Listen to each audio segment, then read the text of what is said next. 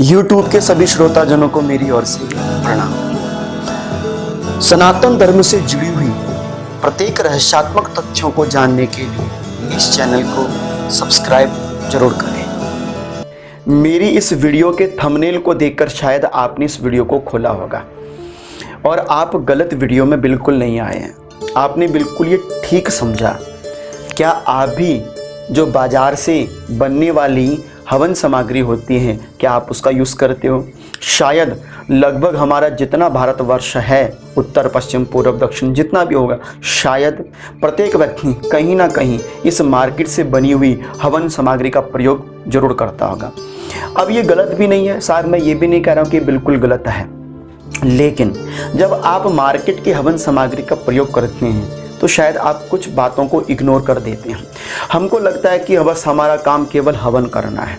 अगर आपका काम हवन ही करना है तो आप फिर हवन के लिए अत्यधिक विधि विधान भी क्यों करते हो? अगर हवन ही करना है तो आप सरलता से अपने घर में हवन कीजिए, बिना पंडित जी को बुलाकर हवन कीजिए।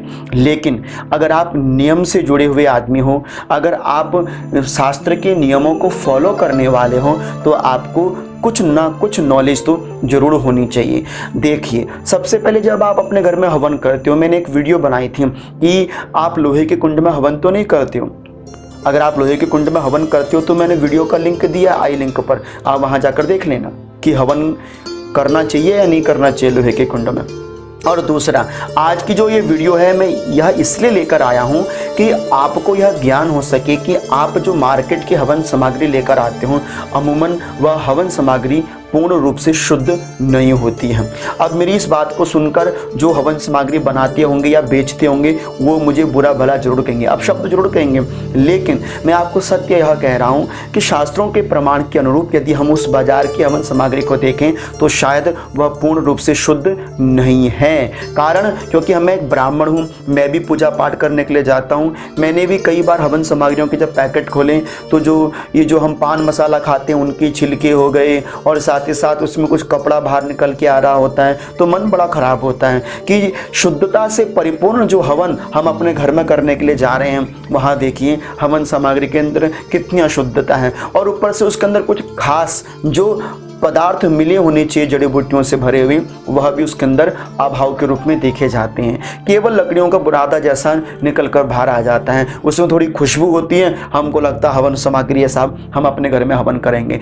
अच्छी बात है, आप कीजिए, लेकिन अगर मेरी बात पर आप चलते हैं तो शास्त्र के प्रमाण के अनुरूप आपको बाजार से हवन सामग्री ना खरीद कर आपको अपने घर में ही हवन सामग्री का निर्माण करना चाहिए और विधि विधान पूर्वक अपने घर में होम आदि यज्ञ करना चाहिए। इतनी विधान से आप अपने घर के अंदर व्रत लेते हो, नवरात्रों का व्रत लेते हो, यज्ञ अनुष्ठान करते हो, ब्राह्मण को बुलाकर 5 दिन का 7 दिन का यज्ञ अनुष्ठान करवाते हो, लास्ट में फिर बाजार की हवन सामग्री का भूसा आप अग्नि में चढ़ा देते हो। शायद मुझे यह ठीक नहीं लगता, इसलिए यह वीडियो मैं आप लोगों के सामने लेकर आया हूँ। अगर आपको अच्छा लगे तो मैं आपको शास्त्र के प्रमाण से यह बताऊँ कि आपको अपने घर में ही हवन सामग्री का निर्माण करना चाहिए, जिसे संस्कृत में शाकल्य या फिर चरु कहते हैं। इसके विषय में हमारे धर्म सिंधु के अंदर, निर्णय सिंधु के अंदर, पद्म पुराण के अंतर्गत कुछ विशेष बताया गया है जिसको हमको जानना चाहिए। आप अगर अपने घर में हवन करना चाहते हो तो बाजार की सामग्री आप अवॉइड कीजिए।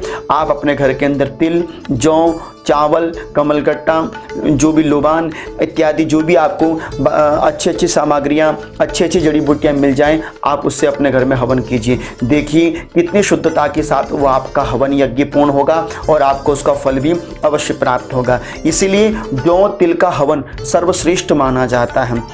अब शास्त्र भी क्या कहता है जौ तिल के विषय में, तो सुनिए आप भी।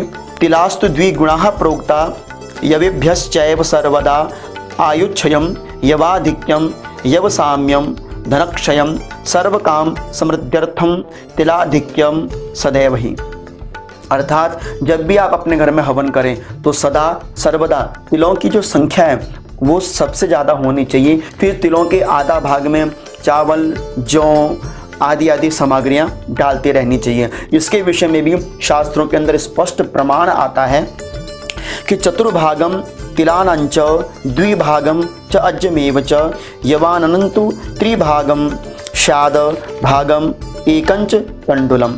अर्थात आपको सबसे ज़्यादा तिल रखने हैं, उसके बाद फिर आपने चावल का, जौ का इंद्रजों का, जटामासी का, अगर तगर का, लोबान का, जो भी आपको सामग्रियां उपलब्ध हो जाए, जड़ी बूटियां, गिलोय सूखी वाली अगर मिल जाए, अगर आपको बेलपत्री सूखी मिल जाए, बहुत अच्छी बात है। आप इन सबको मिक्स कीजिए, इसके अंदर छोटे छोटे से ड्राई फ्रूट डालिए, थोड़ा सा उनको काट लीजिए, एकदम साबुत मत डालिए, काट काट के अच्छी तरह से बढ़िया तरह से उनको आप बनाइए। और हाँ, ये ध्यान में रखिए, जब आप अपने घर के अंदर जो तिल का यूज़ करते हैं वो तिल काले होने चाहिए, और तिल आपको भूसा लेके नहीं आना, बिल्कुल साफ सुथरा दानेदार तिल लेके आना है। जहाँ से आपको दानेदार तिल मिले वही तिल पवित्र है, वही तिल अच्छा है। ऐसे दानेदार तिल को आप ढूंढिए और अच्छी तरह से अपने घर में आकर पहले उनको धो दीजिए, और धोने के बाद उनको सुखा दीजिए। ऐसे ही जौ भी लेके आइए, उनको सुखा दीजिए, साबुत चावल लीजिए, उनको भी सुखा दीजिए। इस तरह से फिर आप अपने घर के अंदर उन सबको मिक्स कीजिए,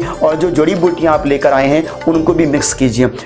जब आप सारी सामग्री को बना लें, उसके बाद फिर उसके अंदर गाय का अगर घृत मिल जाए, गाय का अगर आपको घी मिल जाए, शुद्ध घी, तो आप उसका प्रयोग ज़्यादा कीजिए। सबसे पवित्र माना जाता है गाय का घी। इसके विषय में भी बताया है पुराणों में हमारे, उत्तमम गौघृतम प्रोक्तम मध्यमम महिषित भवम, अर्थात कि सबसे उत्तम गाय का घी ही माना जाता है, और दूसरा जो भैंस का घी होता है वह मध्यम माना जाता है। अगर आपके पास गाय का घी थोड़ा भी है तो आप उस गाय के घृत को डाल दीजिए, उसके बाद फिर अगर आप भैंस के घी को भी डालेंगे तो वह भी अपवित्र नहीं माना जाता है। तो पवित्र गौघृत यदि आपको मिल जाए, हवन सामग्री मिक्स कीजिए, और याद रखिए घी की संख्या भी तिलों से ज़्यादा नहीं होनी चाहिए, घी की संख्या भी मात्रा में होनी चाहिए।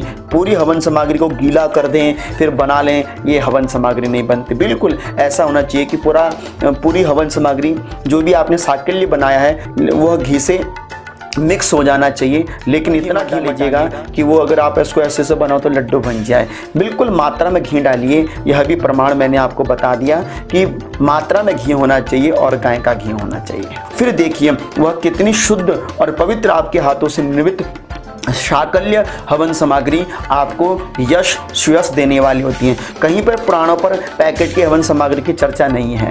यह कलिकाल है, शायद चलो हम थोड़ा सा सामग्री के अभाव पर, जड़ी बूटियों के अभाव पर शायद हम लोग मार्केट से हवन सामग्री लाकर कर देते हैं, लेकिन यह पूर्ण कार्य शास्त्र के अनुरूप नहीं दिखाई पड़ता है। इसलिए मैंने आपके लिए यह स्पेशल वीडियो बनाई थी। इसलिए अपने घर में जौ तिल का हवन कीजिए, जितना भी हो तिल की संख्या ज़्यादा करना, क्योंकि जितने तिल अधिक होंगे उतना ही समृद्धि के लिए, धन के लिए प्रयुक्त माने जाते हैं। यह तिल भगवान के पसीने से उत्पन्न हुए थे, और मुझे आशा है कि आज के बाद आप कम से कम बाजार की हवन सामग्री का प्रयोग करेंगे और ज़्यादा से ज़्यादा अपने घर के अंदर स्वयं अपने हाथों से निर्मित हवन सामग्री से अपने घर में यज्ञ अनुष्ठान आदि कर्म संपूर्ण करेंगे। अगर कोई आपके मन में शंका हो तो साहब आप मुझे इंस्टाग्राम पर भी फॉलो करके पूछ सकते हो, यूट्यूब के कमेंट बॉक्स पर भी आप में से जाकर पूछ सकते हो। आपके प्रश्नों का उत्तर मैं अवश्य दूंगा। तब तक आप सभी लोगों को अनंत कोटि वंदन।